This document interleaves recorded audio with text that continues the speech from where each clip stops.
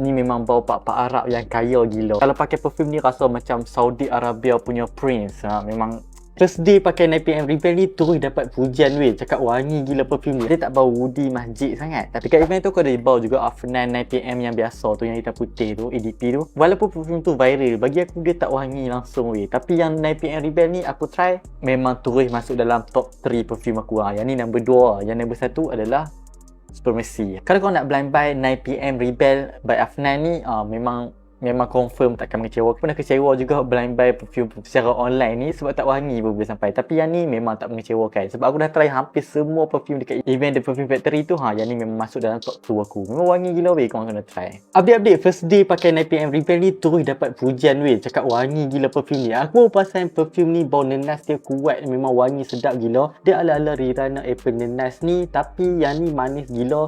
Yang ni dia manis yang ke arah yang lebih maskulin tau. Bau macam ni best tau. Dia boleh pakai waktu siang, malam, panas-panas pun tak ada masalah. Dia tak macam bakarat lah. Bakarat kalau pakai waktu panas-panas tu memang pening kepala. Tapi ni dok weh, memang wangi gila. So memang all day long boleh pakai perfume ni. Macam aku cakap sebelum ni, dia memang lagi wangi daripada 9pm yang OG tu.